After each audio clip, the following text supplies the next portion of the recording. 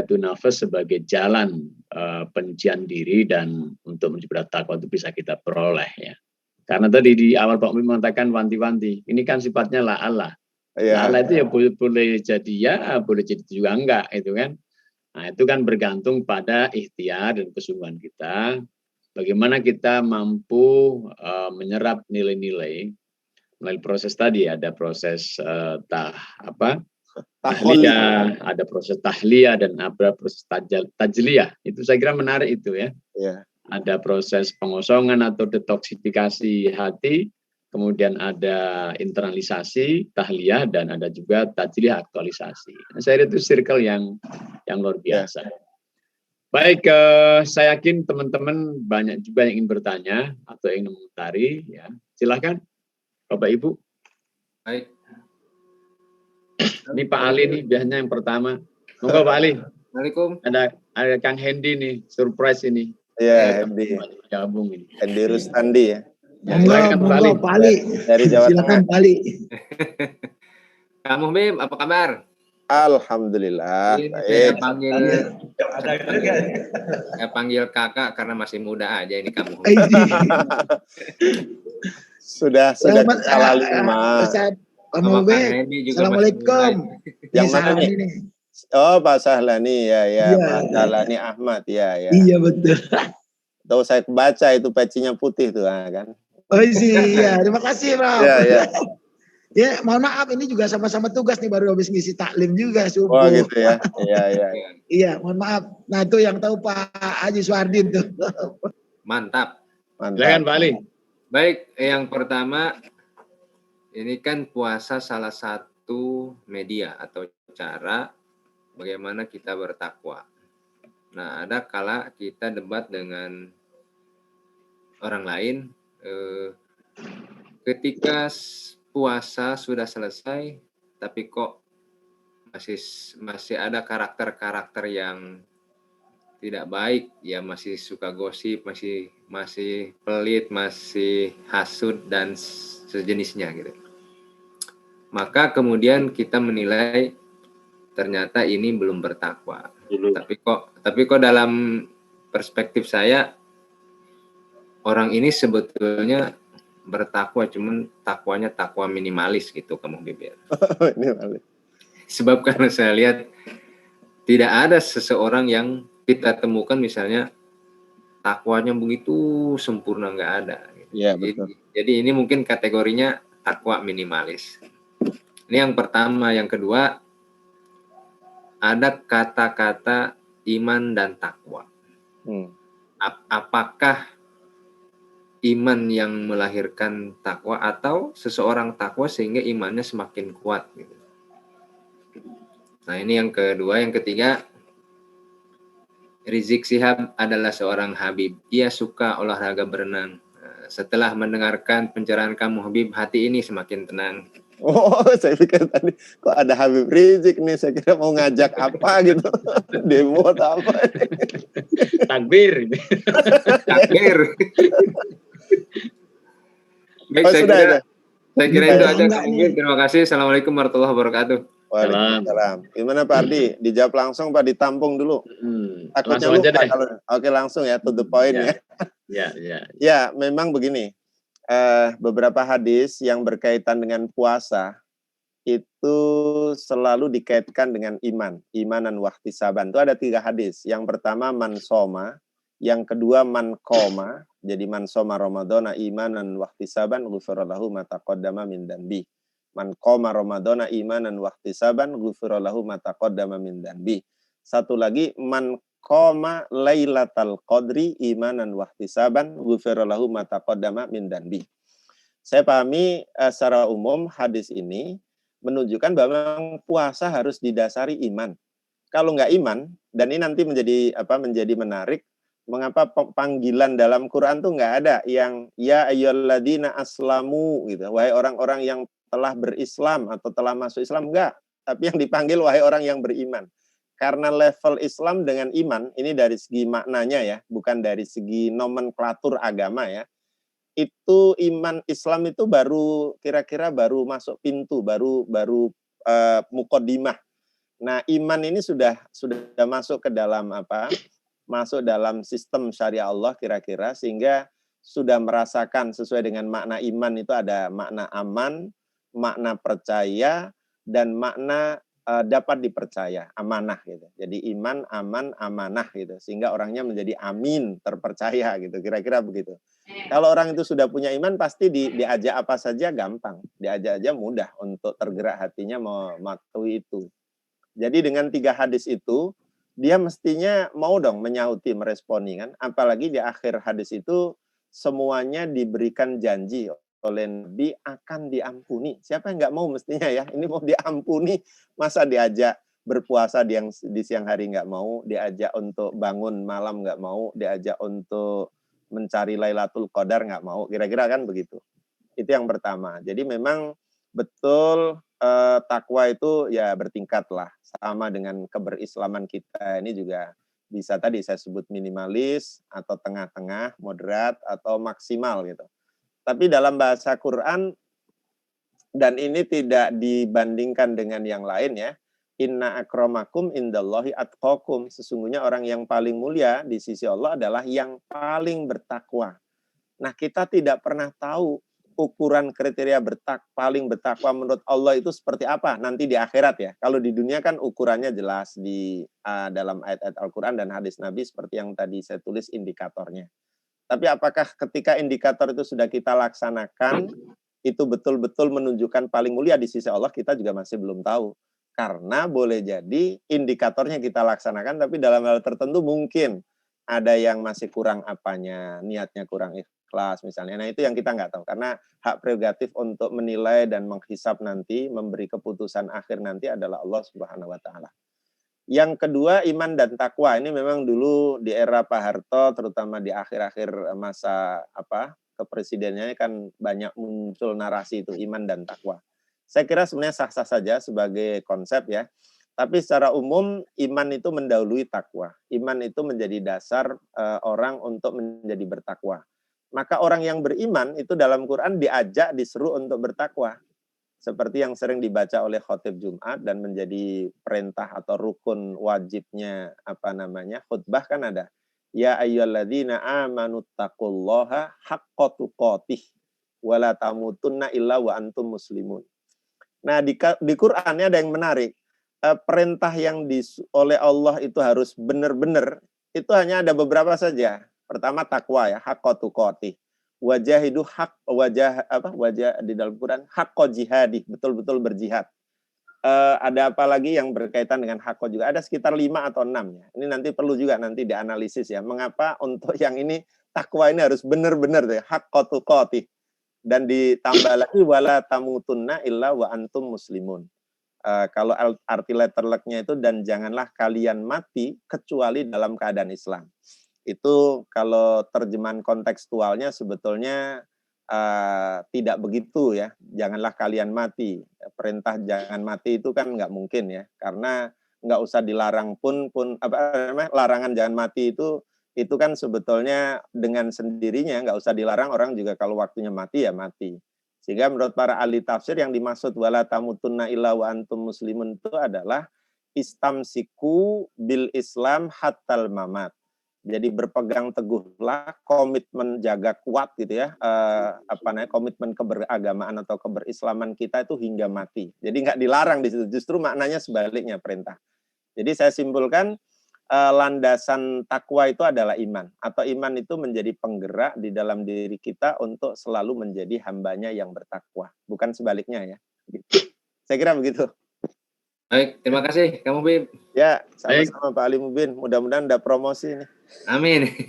Sudah belum? Belum. Silakan ya?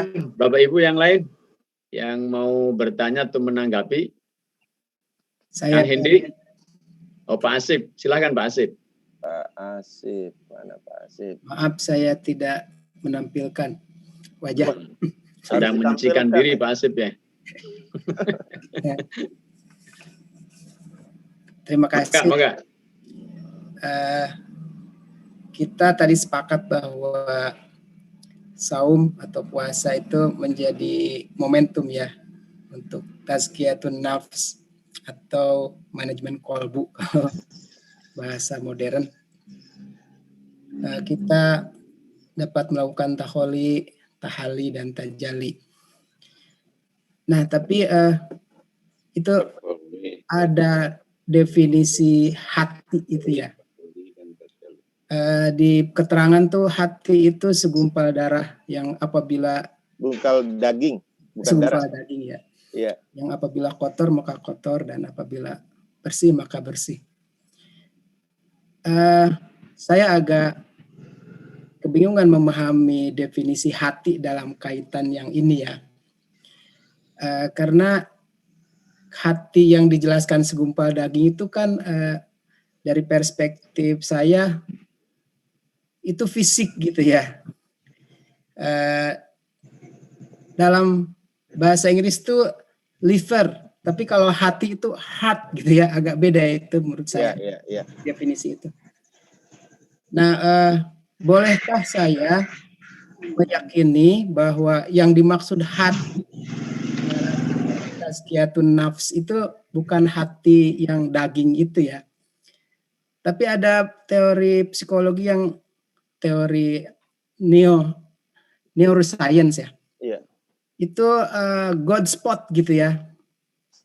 Jadi ada sebuah bagian dalam otak kita itu yang itu ternyata terkait dengan ketuhanan, spiritualitas. Dan itu disebutnya God spot yang berada di lobus frontal itu ya. Iya. Kalau saya berpikirnya kalau hati yang daging itu tidak bisa dikelola karena itu sifatnya fisik gitu ya, jaringan yang mengelolanya ya secara medis gitu, sehat atau tidak. Tapi kalau yang ini yang heart gitu ya, yang di dalam neuroscience disebut God spot itu, nah mungkin itu yang bisa dikelola ya. Bolehkah saya berpendapat seperti itu? Gitu. Terima kasih. Assalamualaikum. Waalaikumsalam warahmatullahi wabarakatuh. Saya jawab langsung ya. Tadi saya sudah terangkan sebetulnya ketika Nabi menyatakan mudghah itu bentuk fisiknya yang sekepal itu. Saya nanti coba tampilkan ya, mudah-mudahan saya bisa menemukan ininya. Lalu pada segumpal darah itu ada fungsinya. Jadi ada wujud fisiknya yang sekepal dan pada fungsinya itu yang bermacam-macam tuh, seperti dijelaskan dalam banyak ayat ya. Ada hati yang sakit, ada hati yang keras, ada hati yang mutmainnah, ada hati yang macam-macam ya. Kan ada dalam Quran ya, misalnya fi qulubihim marad, di dalam hatinya itu ada penyakit, wajadallahu maradha dan seterusnya itu. Oke, saya coba tampilkan, mudah-mudahan ketemu. Dan ini kajiannya sangat mendalam, dilakukan oleh seorang ahli ahli kimia atau apa dari Suriah ya, dan dia ada situsnya di internet itu, dia namanya adalah Abduddaim Al-Kakhil ya, Abduddaim Al-Kakhil. Mudah-mudahan ketemu nih, sebentar ya. Mudah-mudahan ketemu. Mana ya? Semalam itu sempat saya buka juga atau kemarin ya. Asrarul qalbi bainal imani wal ilm ya. Coba sebentar saya cari ya, nanti saya terangkan. Tapi intinya begini, bahwa Nabi menyebut mudghah itu karena memang fungsi hati itu ada di livernya itu. Jadi bersemayam di situ. Jadi kalau dari segi neuroscience tadi itu memang saraf-sarafnya berpusat di situ. Kalau kita berdoa misalnya ya muqallibal qulub wahidat, yang bisa merubah dan membolak-balikkan hati ya, sabit qalbi ala dinik, itu tentu bukan fisik yang dimaksud. Jadi yang dimaksud tentu adalah lebih pada fungsinya. Nah, menurut riset, nah ini alhamdulillah ketemu nih, tapi sayangnya ini pakai bahasa Arab nih, nggak apa-apa saya tampilkan ya. Sebentar, saya tampilkan, mudah-mudahan bisa dilihat. Tapi ini penjelasannya lumayan panjang, hanya saya ingin ini saja, melihatkan bahwa pernah ada cangkok hati dan kemudian itu berpengaruh terhadap ini, terhadap terhadap tampilan atau kepribadian seseorang. Ini judulnya Asrarul Qalbi Bainal Ilmi wal Iman. Ini menarik, ditulis oleh Abduddaim Al-Kakhil nih, orang Suriah nih. Jadi di dalam ini tulisan ini mulai dari mengutip ayat ini. Walakin ta'mal qulub. Nah, ini hati yang apa? Buta. Masa hati buta? Nah, dari ayat itulah kemudian terinspirasi untuk melihat betulnya hati yang dimaksud itu seperti apa. Ternyata penjelasannya di sini panjang lebar sekali dan menarik bahwa hati lebih pada fungsinya ya, bukan fisiknya ya, itu mempengaruhi kondisi kejiwaan manusia secara umum. Berdasarkan riset misalnya, yang pertama kali diciptakan oleh Allah itu ya, sebelum menciptakan yang lain, itu adalah hati. Maka dikatakan yukhlaqul qalbu qabla dimaq fil janin wa yabda bin nabdi mundu tasyakkulihi wa hattal maut. Hanya hatilah, nah ini berarti lebih fisiknya ini ya, yang dari awal itu sudah mulai mengemban tugas itu tadi apa namanya memompakan dan mensirkulasi darah itu ya.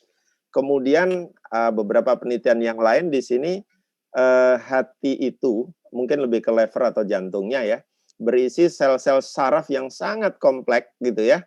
Dan jumlahnya itu mana ya? Jumlahnya itu sangat banyak. Kalau nggak salah ada sekitar 40.000 sel ya. Nah, setiap ini hari sampai dari sejak kita lahir sampai sekarang, hati itu memompakan darah ke sekujur jaringan tubuh manusia ini. Kalau diukur, panjangnya itu bisa melebihi 100.000 kilometer. Ini hasil penelitian tentu ya. Kemudian mana ini? Satu lagi, banyak ini, sebentar. Nah ini ada apa namanya cangkok apa jadinya itu, bukan jantung ya, atau cangkok liver ya. Itu memang kemudian terbukti yang dicangkokkan itu mempengaruhi kejiwaan, mempengaruhi sikap dan perilaku yang mencangkok itu. Jadi kalau misalnya apa namanya liver yang dicangkokkan itu dari orang-orang yang katakanlah akhlaknya tidak baik, sikapnya kasar dan sebagainya, itu bisa mempengaruhi yang baru mendapatkan cangkokan itu gitu ya. Nah, ini juga menarik di sini ada apa lagi ini? Jadi oh ya, ternyata hati yang dimaksud dari segi fungsinya itu juga mempengaruhi dan mengarahkan, menginstruksikan kholaya ad-dimaq, sel-sel yang ada di dalam otak ini. Jadi di otak ini banyak sekali ribuan sel yang menghubungkan satu dengan lain, tapi instruksinya itu datang dari ini, maklumat qadimah minal qalb, dari hati. Makanya memang apa namanya dalam hati itu ada disebut dengan ini, apa namanya syafratul qad, ada kode yang tadi dalam bahasa ini God spot ya. Dan disitulah letak betapa kebesaran Allah itu tidak bisa diintervensi ya. Jadi ketika kita mau mencoba menghentikan aliran darah yang digerakkan oleh jantung atau ini ya lever jantung lah ya, itu tidak ada yang bisa menghentikan ya kecuali Allah ya. Sehingga nanti definisi kematian itu antara lain ketika berhentinya atau sudah tidak berfungsinya fungsi qalb, juga ada yang mengatakan seperti itu. Ini banyak sekali seperti ini kalau dikaji luas sekali ya. Nah ini al-qalb fisiknya itu ya ini, tapi di dalam ini saya tadi lagi nyari ini sebenarnya gambar nih. Ini banyak sekali fungsi-fungsi yang luar biasa sebagaimana dijelaskan oleh ayat, dalam banyak ayat. Ada qalbun salim tadi, hati yang sehat gitu ya. Ada qalbun marid atau maradallahu ya, ada apa namanya? Fi qulubihim marad gitu ya. Ada wal qasiyatu qulubuhum, hatinya yang keras. Ada hati yang memberontak dan macam-macam, banyak sekali apa namanya sifat-sifat hati yang dinarasikan di dalam Al-Qur'an. Di hati juga ada namanya al-majal al-kahrobai, ada apa namanya medan magnet, medan apa elektrik ya, yang bisa dan jauh lebih kuat misalnya daripada yang dimiliki oleh otak. Jadi semuanya pengendalinya itu ada di hati ya, al-majal kahrotisi, bahkan juga namanya medan magnet elektrik ya, digabungan dari itu. Dan pada akhirnya dinyatakan bahwa qalbu markazul iman, hati ya lebih ke fungsi, itu menjadi iman itu ada di sini. Jadi kalau Allah memanggil ya ayyuhalladzina amanu itu yang dipanggil hatinya sebetulnya ya. Kita mau merespon apa tidak, kira-kira seperti itu. Baik, saya kira ini banyak sekali, sehingga nanti kita temukan ayat yang menggambarkan hati itu dalam tanda petik ya, bukan fisiknya, tetapi pada fungsinya. Makanya lahum qulubun la yafqahuna biha, memahami itu kan biasanya kita kaitkan dengan akal, padahal di sini Quran menyebut mengaitkannya dengan hati. Jadi mereka yang hatinya tidak berfungsi tadi itu dikatakan ulaika kal an'am balhum adall ulaika humul ghafilun. Kira-kira seperti itu. Makanya disimpulkan al-qalbu wasilatu tafkir ya. Dalam bahasa Arab tuh hatinya ya, fungsinya itu menjadi sarana berpikir sebetulnya. Bukan hanya bukan hanya otak atau akal gitu. Oke, saya kira ini yang tadi ya, saya sebut di awal tuh, saya pernah baca karena jadi dalam jantung ini, liver ini ada sekitar 40.000 sel saraf yang menghubungkan banyak hal ya. Makanya di sini disebut juga lahum qulubun ya'qiluna biha. Coba, ini juga orang mulai berpikir, kok hati berakal ya, berpikir ya. Nah, ini yang kemudian mendorong para ahli untuk melakukan riset lebih dalam lagi soal hati pada fungsinya ya, bukan pada fisiknya.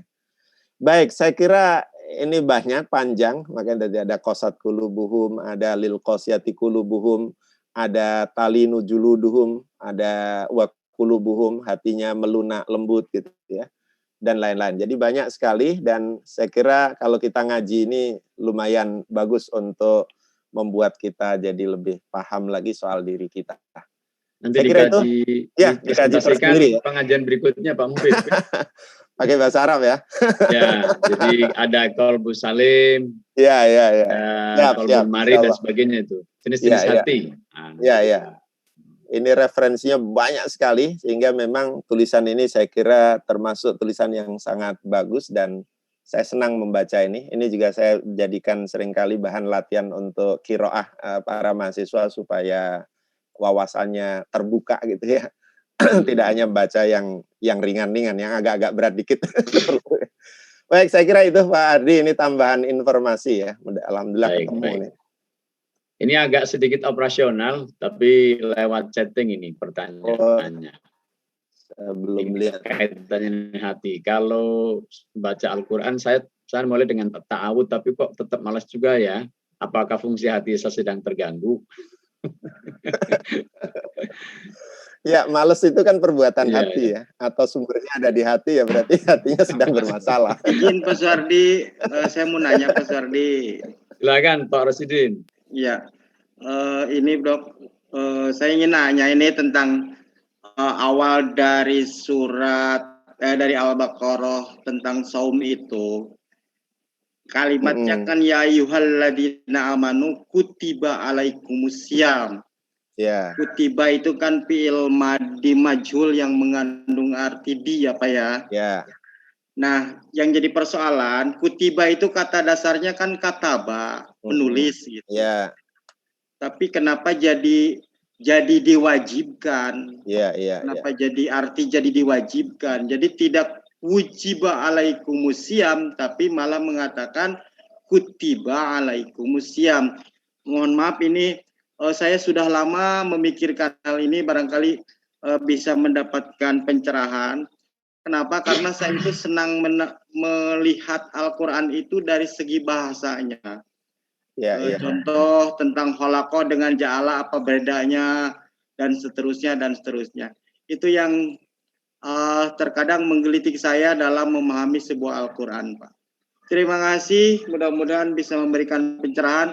Sepertinya ini tidak terlalu esensi tentang pembahasan pada pagi hari ini, namun saya ingin mendapatkan wawasan tentang dari segi bahasa tersebut. Terima kasih, Pak. Baik, saya jawab langsung Pak Rosidin ya. Pak Rosidin. Ya, jadi gini Pak, bahasa Arab itu bahasa yang kosakatanya kaya makna. Maknanya tidak tunggal. Bisa sangat banyak tergantung konteks.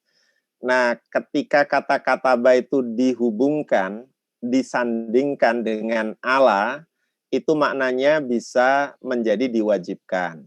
Tetapi makna diwajibkannya bukan semata-mata diwajibkan seperti aujaba yujibu. tetapi kewajiban yang sudah tercatat dan sudah dibuktikan secara historis. Kira-kira begitu. Jadi kalau dalam teori semantik ya, nadoriyah, dalaliyah, ini kebetulan makanan saya sehari-hari gitu ya. Kata ba'ala itu kan berkolokasi, bersanding kata, atau bahasa Arabnya tadom dengan kataba dengan ala. Nah, itu maknanya bukan hanya menulis. Kalau saya mengatakan katabal mudarrisu ad-darsa ala saburah, betul itu. Guru menulis pelajaran di papan tulis. Tapi kalau misalnya ada ayat kataballahu ala nafsir rahmah, jangan diartikan Allah menulis pada dirinya kasih sayang. Tetapi Allah telah mewajibkan dirinya untuk berlaku kasih sayang. Nah, itu memang seperti itu. Tapi kewajiban penyebutan kutiba ala dalam konteks ayat ini, seperti tadi saya jelaskan, itu maknanya jauh lebih dalam daripada misalnya perintah begini. Kemarin ini kita sampaikan juga di seminar mahasiswa dan dosen ya. Mengapa misalnya ayat puasa itu tidak ya ayyuhalladzina amanu sumu ramadhana kama shoma alladzina min qablikum misalnya. Saya jawab dengan adanya dengan penggunaan kata kutiba alaikum itu menunjukkan bahwa kewajiban puasa itu berlaku universal, tidak dibatasi dan tidak hanya menjadi monopoli syariat umat Nabi Muhammad, tapi juga berlaku seperti tadi kama kutiba ala alladzina min qablikum, itu berlaku juga pada umat-umat sebelum Nabi Muhammad. Dan bukan hanya monopoli agama Islam, tapi juga agama-agama yang lain juga ada syariat, kalau mau disebut seperti itu, puasa. Hanya mungkin tata caranya, bentuknya, lamanya itu berbeda-beda. Jadi bukan artinya menulis biasa Pak ya, itu menulis yang berisi titah kewajiban dari Allah itu. Kataba kutiba ala itu jadinya ya. Dan saya tambahkan lagi, puasa ini menjadi kewajiban yang sudah menyejarah, sudah menjadi kewajiban historis. Ini juga ada maksudnya, supaya umat Nabi Muhammad tidak merasa berat, karena umat-umat terdahulu juga sudah melakukan hal yang sama, berpuasa gitu. Jadi oh iya ya dulu juga sudah, kira-kira kan begitu kan. Jadi ada landasan historisnya juga kewajiban puasa itu. Di samping itu, tadi sudah saya uraikan sedikit, bahwa bentuk fi'il mabni majhul itu menunjukkan ma'rufnya, terkenalnya, sudah familiarnya puasa di kalangan umat-umat yang beragama sebelum Nabi Muhammad Shallallahu Alaihi Wasallam. Dan juga ada yang berpendapat lebih jauh lagi, sudah dikenal nilai-nilai kebaikan dari puasa. Makanya kewajibannya dengan menggunakan kutiba alaikumusiyam. Jadi sudah dicatat, sudah ditulis kewajiban berpuasa itu sebagai kewajiban yang baik dan berlaku universal. Saya kira gitu Pak ya, Pak Rosidin ya. Baik Pak, terima kasih. Intinya kalau boleh saya menyimpulkan adalah sebuah kewajiban yang sudah di-SK-kan, mungkin begitu ya Pak ya kesimpulannya. Sudah menyejarah lah kira-kira begitu ya. Baik, kalau qoblanya kan tentang historis gitu Pak, tentang historis saum. Kalau terkait dengan kutibanya itu yang saya terima kasih atas penjelasannya. Pak Suardi, saya kembalikan. Ya. Baik, Bapak sekalian, masih adakah? Nah, nampaknya sudah mulai agak siang nih Pak Mubi, sudah siap-siap untuk aktivitas yang lain ya. Sudah berkurang juga jumlahnya dari berapa? Ya, dari 54 sampai cuma berkurang 5 sih. Tadi pada izin ada kegiatan. Ya. Baik, saya kira kajian kita kali ini sangat menarik ya, tentang Ramadan sebagai pembentukan kepribadian takwa. Pak Mubib menjelaskan secara panjang lebar yang intinya menjelaskan bahwa aktivitas Ramadan ini sebetulnya tidak hanya berupa aktivitas fisik, menahan lapar dan dahaga, tapi sebetulnya aktivitas hati. Apalagi yang disapa itu sebetulnya adalah hati. Orang-orang yang memiliki iman itu bukan orang-orang yang hatinya memiliki iman, gitu kan. Cuma memang hati ini, karena kita manusia dunia, proses-prosesnya juga dipengaruhi oleh aktivitas dunia, oleh hal yang bersifat fisik. Jadi kalau saya menilai sih sebetulnya antara dimensi fisik dengan dimensi ruh atau spirit itu, keduanya saling berpengaruh. Ya saling berpengaruh. Yang roh bisa mempengaruhi fisik, yang fisik juga bisa mempengaruhi yang rohani kalau menurut saya. Karena kita di dunia, gitu kan.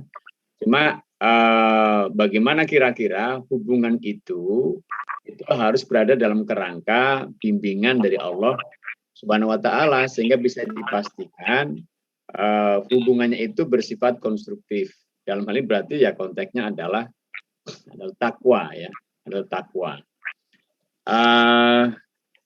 Puasa yang diajarkan oleh Islam yang selama 1 bulan itu, memang harapannya adalah dari aktivitas fisik itu kemudian membentuk kekuatan dimensi hatinya atau dimensi rohaninya. Tetapi karena di sini bersifatlah Allah, walaupun yang dipanggil ada orang beriman, kalau menurut saya Pak Mubib, itu sebetulnya dalam realitanya ada orang yang berpuasanya karena iman, ada orang berpuasanya karena kultur, ada orang berpuasanya karena bisa jadi karena malu, gitu ya. Malah ada juga karena politik, Pak Mubib. Ya, puasanya karena politik. Jadi apa di politik? Iya, memang itu kelihatannya berpuasa. Apalagi juga ada juga yang berpuasa karena kesehatan, ya, yang kasus orang Amerika. Walaupun itu kemudian karena dia merasa ada hikmahnya, dia terketuk kemudian untuk memasuki agama Islam. Iya, tetapi saya katakan tadi, apa yang disampaikan Pak Mubib, kalau kita lakukan dengan hati, dengan sebaik-baiknya, maka proses takwa itu akan bisa terwujud. Nah, kalau kita merasa kayak Pak Ali tadi, sebelum puasa, setelah puasa kok biasa-biasa saja, berarti istilah M. Hairun Najib, berarti kita belum puasa hati, kita masih berpuasa fisiknya saja, gitu ya. Jadi fisiknya berpuasa, tapi hatinya berpuasa. Sehingga nilai-nilai detok hatinya yang dijelaskan Pak Mubib tadi ada tahliyah, ada tajliyah, itu tidak dilakukan, gitu ya. Yang menariknya adalah bahwa ini kan akan bisa dilakukan kalau kita tidak hanya sekedar iman, tapi juga sekedar tahu. Nah, hari ini kita sudah diberitahu oleh Pak Mubib ini, ya, diberitahu bahkan cukup panjang lebar sampai pada tahap operasionalisasinya, mulai dari membersihkan diri, membiasakan diri untuk berakhlak terpuji, taat melaksanakan kewajiban, sebagainya. Itu semua saya kira kaitannya adalah dengan hati. Nah, harusnya karena kita sudah setiap tahun mengulang-ulang puasa, makin lama harusnya makin mahir harusnya hati kita itu. Tapi nampaknya makin lama makin malah biasa-biasa saja, Pak. Sudah jadi ritualitas dan rutinitas. Iya, bahkan Pak Mubib bilang ritualitas. Puasa itu adalah apa tadi Pak istilahnya apa Pak? General check up, ya. Iya, ya. Harusnya kan di general check up. Jadi bukan servis rutin, sebetulnya ini udah general check up. Harusnya setelah puasa ya kita fresh. Minimal ya fresh secara fisik lah, ya, minimal itu. Tapi maksimalnya adalah fresh secara fisik dan juga fresh secara hati, ya, itulah orang yang bertakwa. Saya kira luar biasa ini Pak Mubib, ini lagi-lagi banyak permintaan, ada yang live tadi juga, Pak mohon ya agar di-share, ini manfaatnya luar biasa ilmunya itu.